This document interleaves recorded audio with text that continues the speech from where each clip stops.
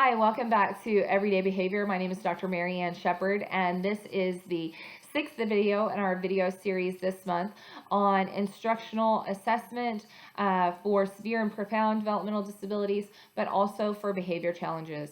A lot of times when I'm looking at an IEP, when I get to the behavior section or the behavior goals, they're very abstract goals, and it's very difficult to measure whether we're achieving progress. So we'll improve emotional recognition, we'll de-escalate, or things like that. It's very difficult to determine, are we making progress towards that educational objective? Is it measurable? Is it objective? And so a lot of times when I see those behavior goals, they're very subjective to our impressions, and it's hard to track the change over time. So today I'm going to offer you two ideas or two resources that might assist you in that behavior progress monitoring for children who have behavior IEP goals. So the first is the Basque Flex. The Basque Flex is a newer tool. It's helpful in monitoring and tracking progress on your behavior intervention plans. So that's exactly what it was designed for. You can do rating forms for parents, for teachers, and there's even for those older students a self-rating form. You can personalize this to create an assessment, customized assessment tool, and so you can engage in some personalization of the Basque Flex so that it's relevant to the child that you're working with and the specific behavior concerns that they have.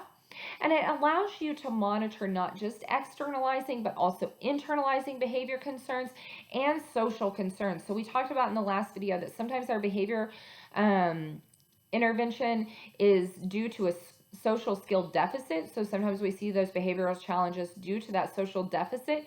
And so the nice thing about the Basque Flex is it has more flexibility in assessing not just internalizing problems and externalizing problems, but also social skills. So it's a little more dynamic. The other one that is really helpful, and it's a more established measure, it's been around a longer period of time, and so more people might be more familiar with it, is the IBERG Child Behavior Inventory or the Sutter-Iberg Student Behavior Inventory. And so the IBERG, or some people call them ECBs, it's if you Google, spelled EYBERG, they assess our current rate and intensity of disruptive behaviors. The nice thing about the IBERG or the Sutter-Iberg is that there are parent rating forms and teacher rating forms, so you can get a measure for both the school and parents. It only takes about 5 minutes to administer. It's super easy to score, so it's very fast and easy. You could administer it weekly if you wanted. You could administer it monthly. You could administer it quarterly. So there's a lot of flexibility in how often you can administer. It does distinguish normal child disruptive behavior from conduct disordered behavior in children and adults. And so the nice thing about the IBERG is it has a rating on that intensity and the number of problem behaviors. And so it's really nice to have two numbers there. Both of these, whether you're using the Basque or the IBERG, they're quantifying behaviors. And so when you're quantifying behavior, when you're quantifying the intensity and you're quantifying the severity of a challenging behavior on a standardized measure, then you can measure that over time. They're meant to be progress monitoring tools, so you can monitor that progress.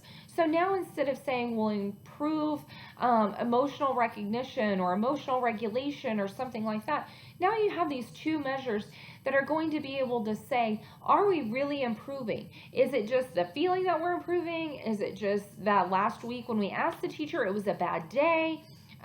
Or over time, are we really making progress towards our behavior intervention goals? So this adds that objective standard to that you need for that IEP development.